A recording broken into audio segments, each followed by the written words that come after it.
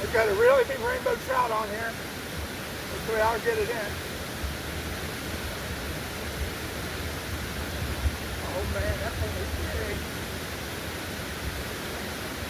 I'm going to break my rule and net this one.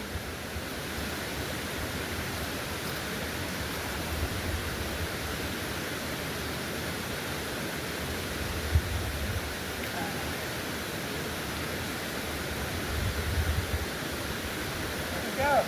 Got a really nice rainbow trout here, guys. Each egg stuck right in his mouth. What a beautiful fish. This is about as big as you'll get, or the biggest one I've caught on the Nantahala. What a beautiful rainbow. Let's get her back in.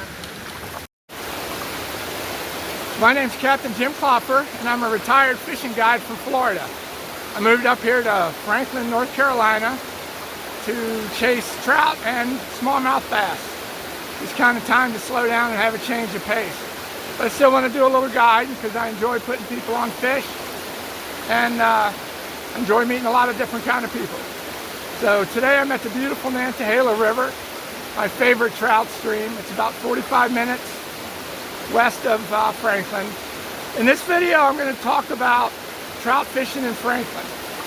I'm going to go a little bit into the tactics and tackle, but for the most part it's going to be more about the spots, where to park, how to access them, best time of year, that kind of thing.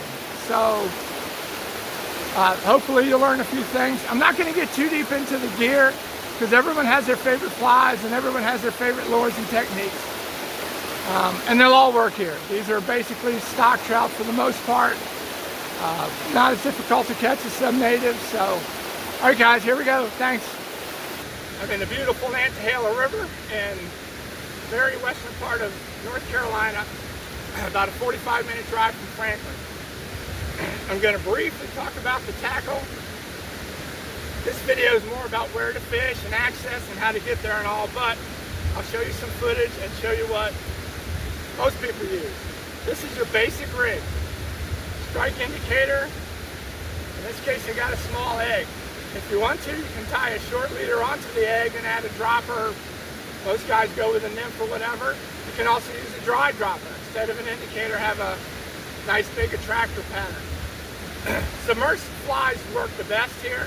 We don't have a ton of hatches and stuff, but attractor flies such as mayfly patterns, yellow sallies, coachmans, hoppers, they'll get the job done. Super easy to use, catches all kinds of trout. This is a 4-weight. You can really use anything from a 3 to a 5 or even a 2 if you wanted to. But there are some big fish in here. I just landed a really nice rainbow. So for you fly guys, 8 or 9 foot rod, 3 to 5 weight, outfit, floating lines, all you need. Usually go down to about 4 pound test on the leader, 5X or so. Unless the water's super clear, then you can go down a little bit more.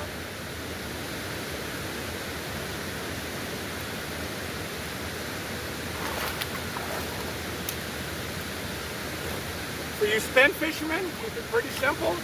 5.5, 6 foot ultralight rod. I basically only use 4 pound test line unless the water is super clear, in which I'll go down to 2. My number 1 lure by far is an inline spinner. This happens to be a 1/16 ounce Rooster tail, but MEPS and all of the other brands work. The spinner's a spinner. They all work well. Cast it across the stream and reel it in. I've got some videos and articles on streamer fishing. I'll put those down in the links if you want to get more information about that. The second lure that I'll use is a trout magnet, which is basically a tiny jig fished under a float. But this is definitely my go-to. And black with a gold blade is my favorite. For you live bait guys, you use the same rig, a small, like a number 8 bait holder hook. Hard to beat a half a night crawler. I don't fish with bait much because I don't keep a lot of fish, and you definitely increase your chances of gut hooking. I try to keep my fishing simple, whether it's fishing with lures or fishing with flies. I tend not to have like a ton of variety and just use the stuff I have confidence in over and over. Everything on your left hand side are nymphs, they'll all work. Hard to beat black with a little flash. I got some worms, a few mop flies, a few more nymphs. I'm down to my last egg, so I have to go buy fishtails and sea ernie and get me some. But dry flies certainly work. I just don't fish them a ton. I've got a few dries in there. There's a couple Coachmans and some parachute Adams, I think. But like most fishermen, I fish with what I have confidence in. And those are the nymphs and the eggs.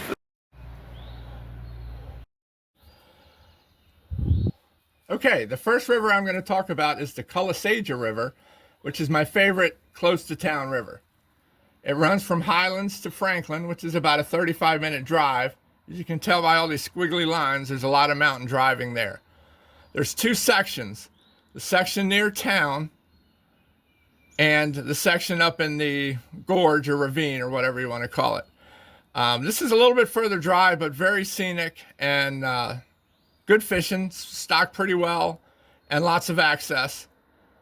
The lower section is closer to town, more like urban fishing, but a great place to go if you got an hour, hour and a half to kill and you want to catch a couple fish. The best section to fish in the ravine, or the gorge, I guess is a better word, is from Gold Mine Road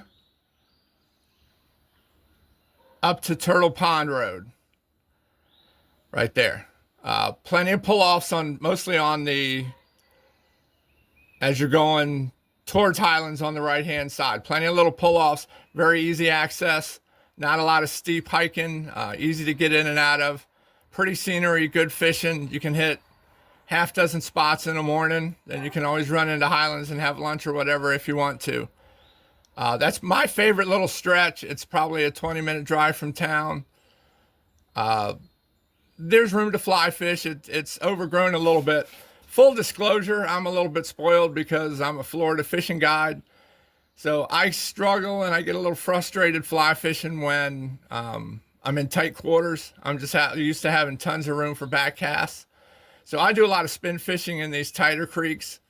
And I do most of my fly fishing like in the Nantahala and the Tuckasegee, where there's plenty of room for back casting and stuff. But typical fly fishing works fine. Small spinner works fine. This is all what they call hatchery supported, which means you can use live bait. You can use whatever lures you want. It's open all year except for the month of March. So, but like most of the trout fishing in this area, it's best in the spring when they stock. They don't really stock in the fall. There are some leftover fish. You can catch them. Also, for you guys who like to do blue lining, there's a few of these little smaller creeks. Buck Creek is up here, is probably the most popular, where you can do a little exploring if you want to. But this is a great little river, close to town, good fishing, pretty scenery, very convenient. I like fishing there a lot.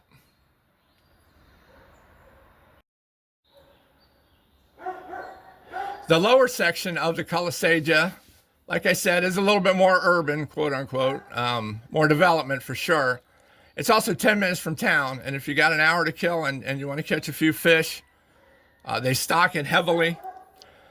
There's decent fishing between here and the gorge. The problem is there's not very much access and it's very steep. So the first real practical spot, if you're not staying at one of the campgrounds along here, is to park across from this Riverside Church. There's a little parking area there and there's a bridge. And then River Road runs all along the road up here to the Whistle Stop. This is all stocked pretty well. It's hatchery supported, fairly accessible, no hard climbing. It does get a lot of pressure because it's close to town, but I rarely go there and don't catch a fish or two when conditions are decent. It's good spinner water. Obviously flies work too, but I do really well with my little rooster tail in this section. It eventually dumps into the Little Tennessee River and right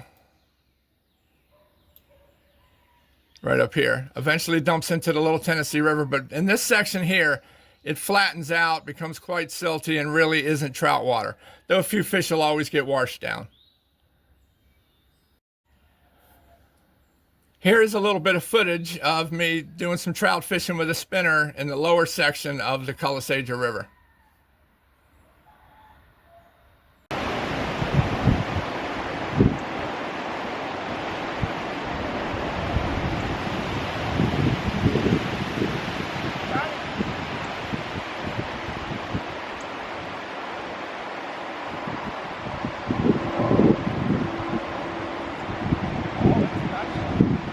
Bring him in.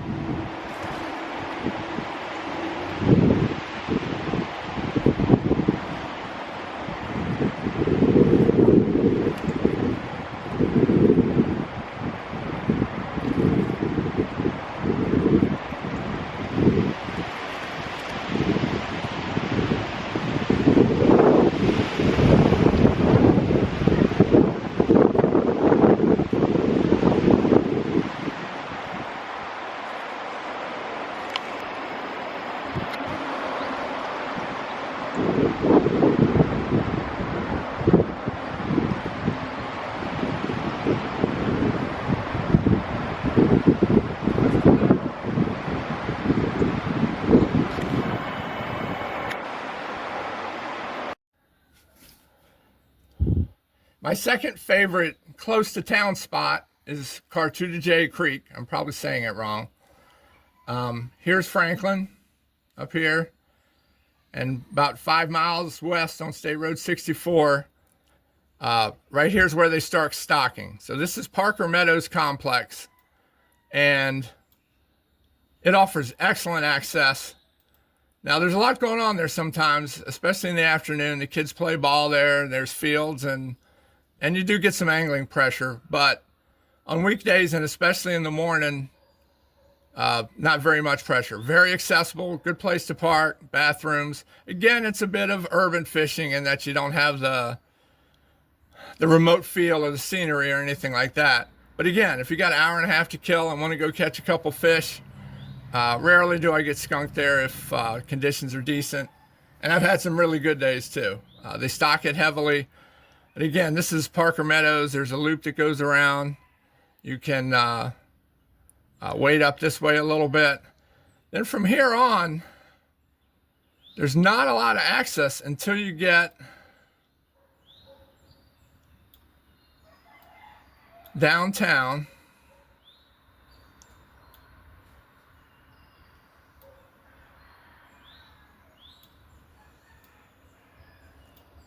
To Veterans Park right here. This is another very accessible area. Good parking, again, kind of urbanish. There's ball fields around and sports stuff and things going on. But it's very convenient. It's right on the side of the road. Heck, you can go fishing while your wife goes shopping at the Ingles across the street. They stock it pretty well, and surprisingly gets very little pressure. I hardly ever see anyone fishing there. I think it gets a little overlooked. As the stream flows down towards the library, you can access this part of the river off of the Greenway Park. You park at the Macon County Library, and then there's trails, and you can walk down there. And this does not get fished at all. So every time I go there, I usually find a little spot or two. It can be a little tricky getting down to the water in a couple spots where it's steep, but still another pretty good close to home spot to catch some fish. Here's a little video of me catching some fish on spinners in the Parker Meadows Complex section of the river or creek. You can see it's a really pretty little stream. It's very easy to wade. That's another good part of it. Very safe wading, and not hardships getting down to the water at all. Got a little rainbow trout on here. On my 16th ounce little rooster tail. There it is flashing around. I lost a couple earlier. I think I was horsing them a bit, but this is a pretty nice one. These things are so easy to fish. Just cast it right across the stream. Steady retrieve. I don't think I'm gonna net this one. Let's see if we can land him.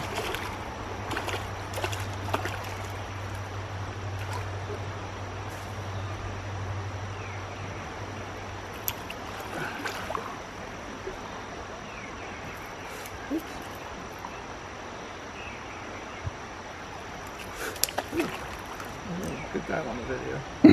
Well, they're so slimy. But there he is on the little rooster tail. Excellent little trout lure. This is my favorite fishing lure for these size streams. See you, buddy. Oh, got one.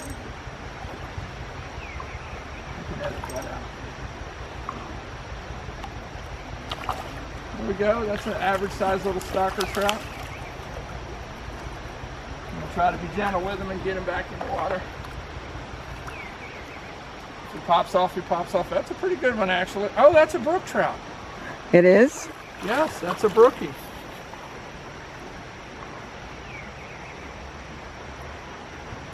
I still want to let it go. So there we go. Got it? Yeah. The third of the three close to Franklin trout fishing spots is Burningtown Creek. This is Burningtown, and the creek, runs along the road up here. This is probably 20-minute drive from downtown Franklin. It's real easy. You go up here to Bryson City Road, make a left on Iotla Church Road, which then turns onto Burningtown Road, which then goes to Middle Burningtown and Lower Burningtown Road, and that's basically the best places to fish. It's a smaller creek. And I do find it less reliable than the other two. It is pretty though, and it gives you that small creek feel. There's also a couple places where it's really good for kids to fish. You don't need to even really get your feet wet. You can fish right from the bank. So again, spinners work well. Tough place for me to fly fish because of the overhang, but guys who are used to it will have no problem. So let me close up the map and give you a better look at it. Okay, so you've made the nice, pretty 15-minute, 20-minute drive out to Burningtown. You're coming down Burningtown Road. You come to this little crossroads here. Middle Burningtown is to the left. There's a church right here, so there's a nice little spot to park right here. There's also a couple pull-offs along the side of the road here. And this whole stretch here gets stocked pretty good. Again, it's a small creek. So be prepared. Go even lighter on your tackle and smaller on your lures and flies and stuff. Then the road gets away from the creek. So from here, you can go down. The road follows it along, though there's not a lot of places to stop and pull off. The best spot going this way is Kelly Cove. And then further down the Needmore Game Lands. Kelly Cove has a nice little spot to pull off to the side. There's a bridge. You can fish right from the bridge or walk down to the water's edge. This is where I was talking about. Good spot for kids. If you want to throw a half a night crawler under a bobber and just catch a fish, not a bad place to do it. They do stock it often. They even stock it into July as it stays a little cooler than some of the other lower creeks. Pretty little creek. Again, it's been hit or miss for me. But it's worth a shot, and it's one of those creeks, if the lower creeks are muddy, because this one's higher up, it'll clear up a little faster. And it does fish halfway decent when it's up a little bit, where some of the other ones are tougher. Then here's the game lands where you can get to the creek from there too. So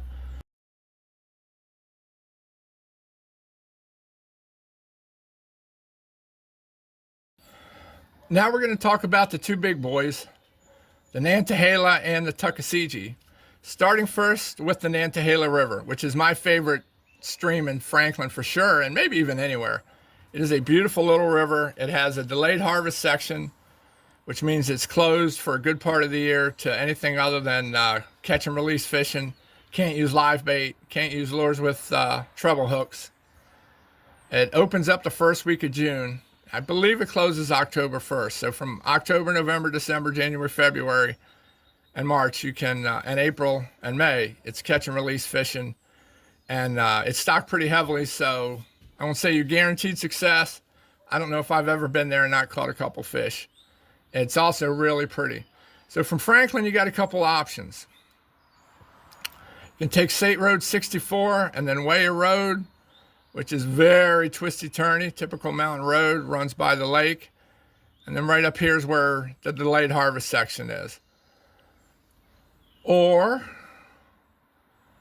you can take Franklin and you can go up 28, another twisty mountain road, hit 74 and come down that way.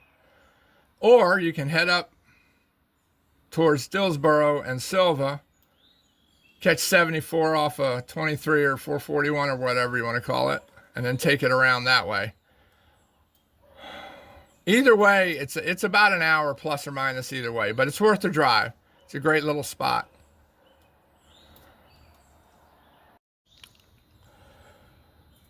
So if you come in the back way, you come up Ware Road, you can make a left onto Junaluska Road and then go hit Old River Road. This is all hatchery supported. Runs all the way up to here.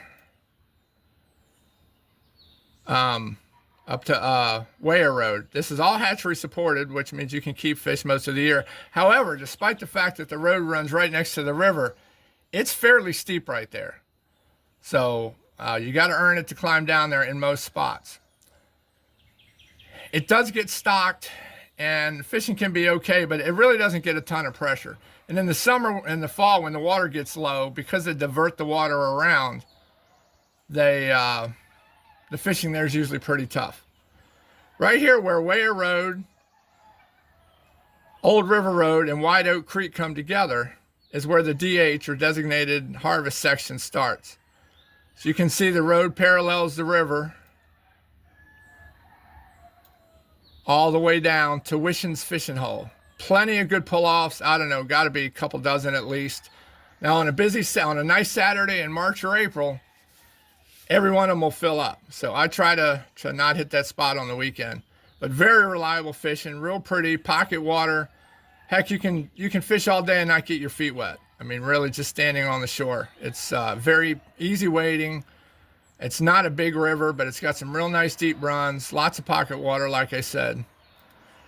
The Nantahala is an unusual situation. It's a tailwater in that they take water from the dam and pump it into the river, but they have this long pipe that bypasses all of this and then dumps into the river up here. And what that does then is make this section from here down, which is also hatchery supported, classic whitewater. There are tons of rafts on it in the warmer months. Very dangerous wading when they're pumping the water. It is recommended that you do not get in the water. Now, you can still stand on the banks and fish. A heavier spoon or a heavier inline spinner is probably your best bet. The water is moving pretty fast, but people catch some big fish. Just got to be a little bit patient. But you see the river runs, or the road runs right along the river all the way up for quite a ways.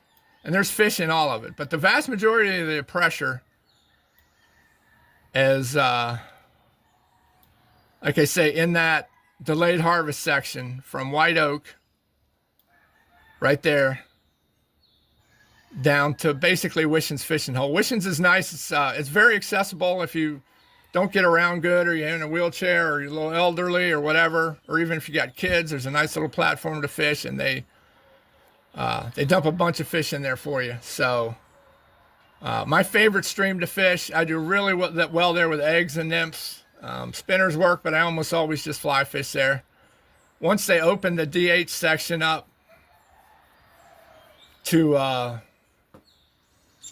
hatchery supported, then of course, you know, the guys show up with their night crawlers and corn and all that other stuff. Not that that's wrong, but just once that happens, the fishing really drops off, obviously. Though the water stays cold, there's always some leftover fish. If you hit this section here down from the pipe early in the morning or late in the evening, when the water's not running in the warmer months, you can actually do pretty good. One other interesting fact is this is the only river you're allowed to fish at night. So if you're ambitious and you want to give it a try, then, you know, the water's not pumping. You can be rewarded. A nice way to spend a nice summer night. Okay, I'm going to show you some footage of me fishing the Nantahala, just to give you an idea what it's like.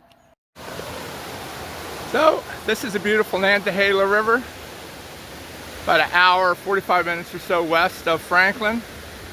Pretty little stream, lots of pocket water, lots of access, plenty of pull-offs right beside the road.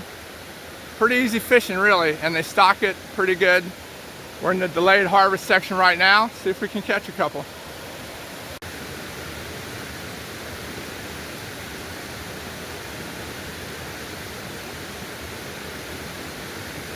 I think they got a nice little rainbow here.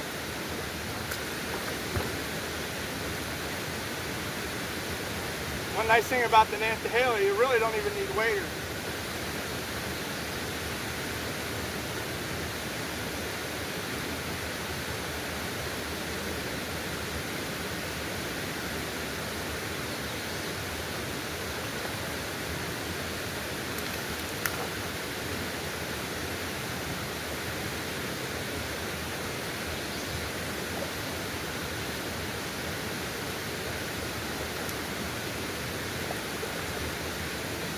trout. It's a brown trout.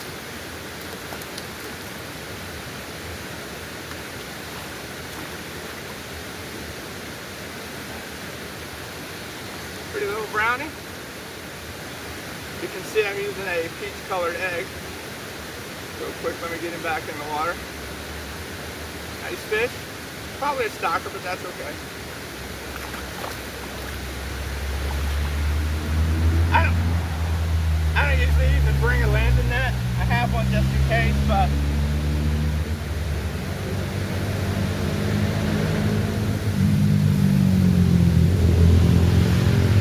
that's bet. Pop them off. Off we go. All right.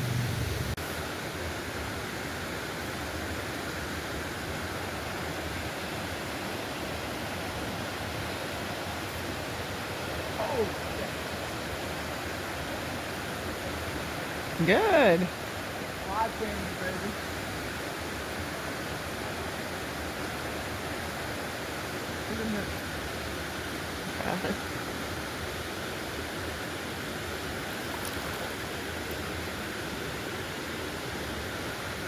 Got it.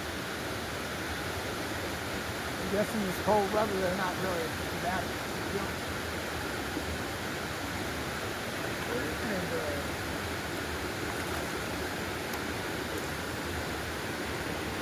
Made a fly change, went from an egg to a nymph. Got one on about the third cast.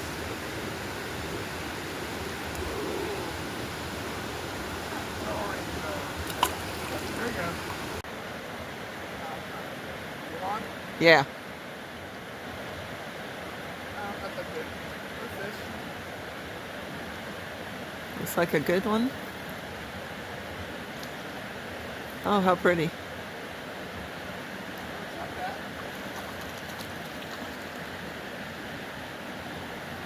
First button.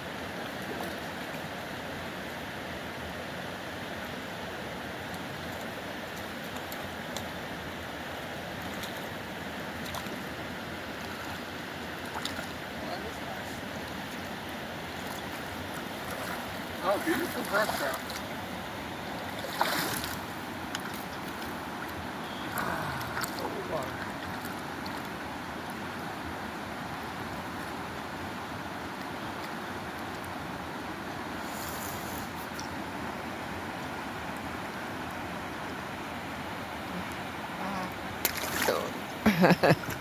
Sorry. Ooh. Is that hands freezing? Yeah, it's cold.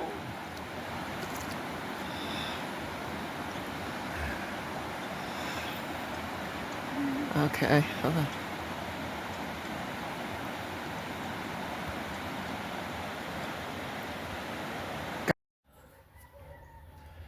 Last, but certainly not least, is the mighty Tuckasegee River, known locally as the Tuck.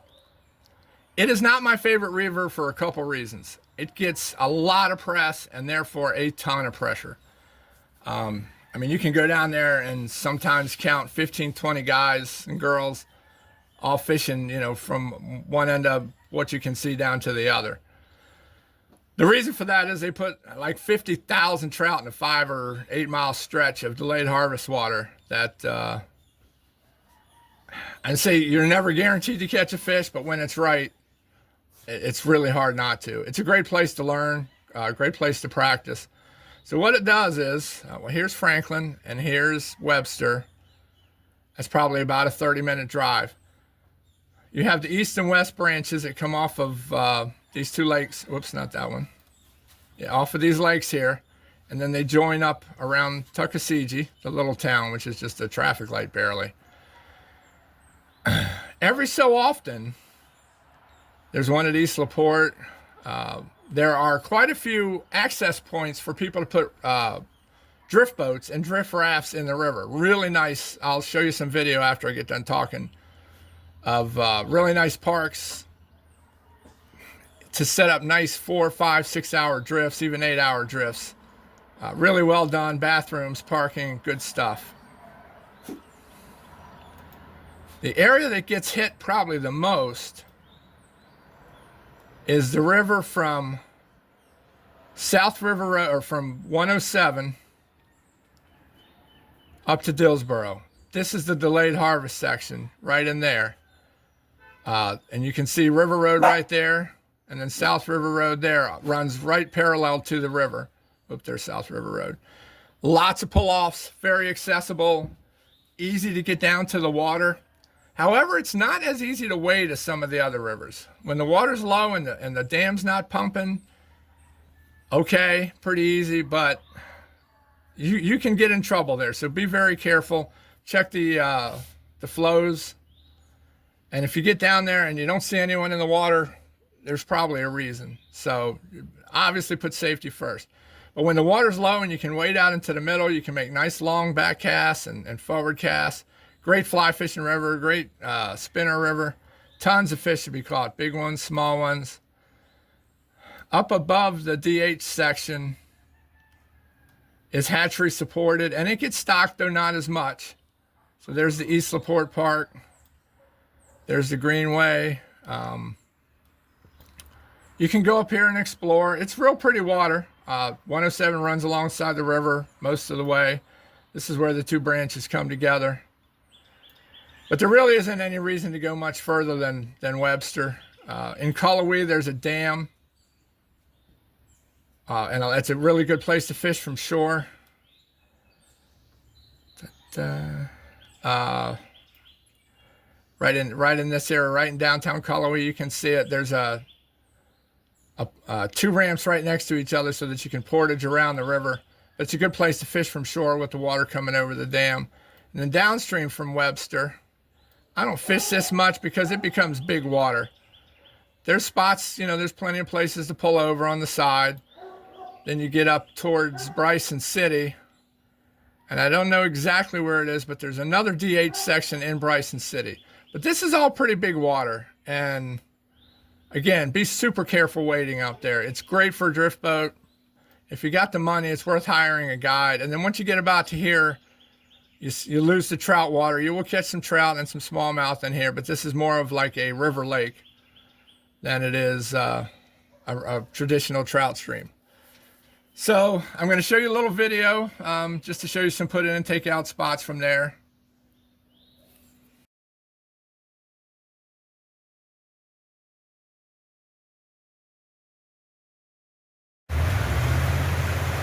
The Tuckasegee is the biggest of the waters we have around here to fish, and is controlled by a couple of dams.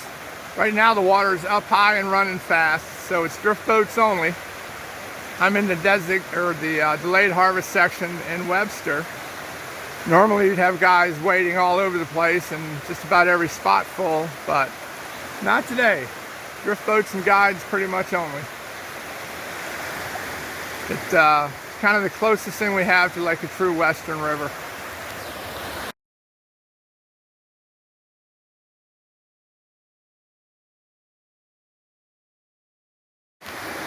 Here we are in another little section of the Tuckasegee.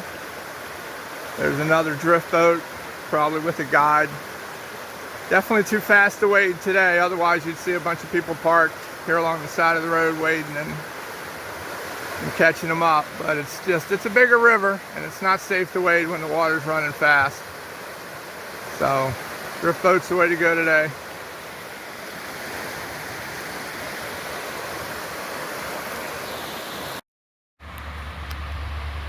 One great aspect of the Tuckasegee River is the access. About every 3, 4, 5, 6 miles or so is a really nice surfaced ramp for the drift boat guys to put in. Plenty of parking, restroom. This is the Locust Creek access, which also gives you access to the Greenway. Classic little trout river. Gets a lot of pressure. I've seen probably a dozen drift boats already today. One great aspect of the Tuckasegee River is the access. Not only are there bunches of places to pull over beside the river right along the road, every 5 miles or so you have one of these nice little access points where you can put in or pick up your drift boats. Makes it really nice to set up a half hour or a half day or a full day drift